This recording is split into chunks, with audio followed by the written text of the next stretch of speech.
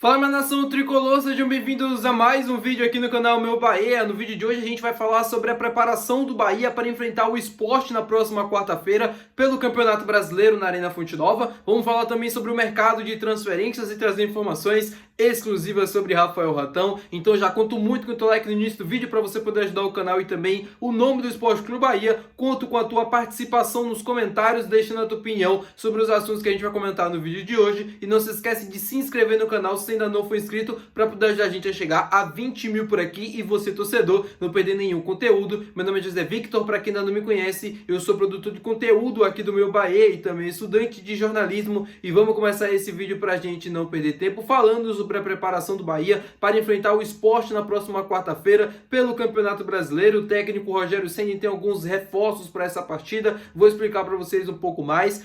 Meu povo, primeiro já falando sobre o nosso adversário, sobre o Sport, vem para Salvador com a missão de não sei o que mais, porque o Sport está rebaixado desde a 7ª rodada do Campeonato Brasileiro. Nos últimos jogos, vem tendo performances muito ruins, muito abaixo do nível do Campeonato Brasileiro. Eu assisti o jogo contra o Santos e assim, o Santos não teve esforço nenhum para ganhar do Sport.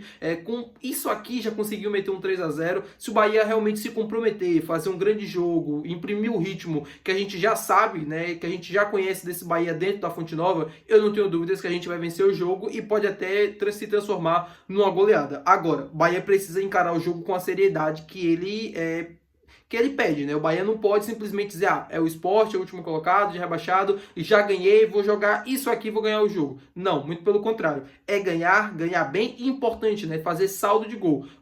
Cara, o Sport numa situação complicada, eu sei que é difícil também meter uma goleada de 7, 8, não sei o quê. Mas se o Bahia puder fazer uns 3, 4-0 no Sport, vai ser fantástico em questão do saldo de gols. Porque para mim isso vai ser fundamental nessa reta final de Campeonato Brasileiro. Sobre a preparação do time, o técnico Rogério Ceni ganhou o retorno do Santiago Mingo, que cumpriu suspensão na última rodada contra o Juventude. Ele foi expulso na partida contra o Vasco, ou seja, volta para esse jogo contra o Sport. O Bahia não terá o meio-campista Jean Lucas, que está suspenso pelo 3º cartão amarelo, e o técnico Rogério Ceni também ganhou o reforço de 2 jogadores que estavam com a seleção brasileira de base, o atacante Del e também o atacante Juan Pablo. Ambos treinaram normalmente com o grupo do Bahia e podem aparecer na lista de relacionados na quarta-feira. A tendência é que o Rogério opte por apenas um jogador, ou seja, ou o Del ou o Juan Pablo vão ser ali relacionados para a partida.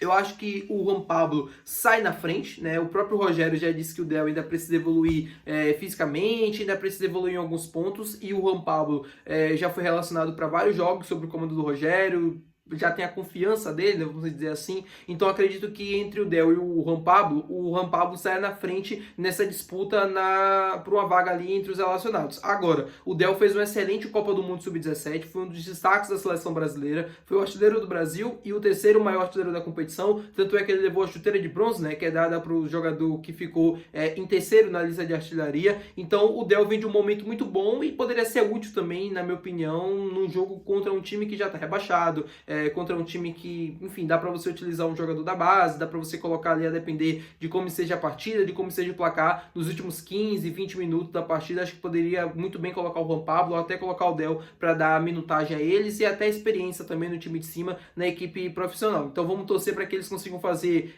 amanhã um bom treino, porque o Bahia só vai ter, se eu não me engano, 3 preparações para esse jogo contra o Sport, domingo, segunda e terça-feira. Então torcer para o Bahia conseguir fazer uma ótima preparação amanhã, e esses garotos consigam estar bem, para eles poderem aparecer na lista de relacionados na quarta-feira para enfrentar a equipe do Sport. Falando com vocês agora sobre o mercado de transferências, meu povo, informação exclusiva sobre Rafael Ratão. Ontem eu trouxe para vocês a informação de que o atacante brasileiro que pertence ao Bahia tinha propostas do futebol europeu, de acordo com a página que cobre o futebol e tal, nacional e mundial.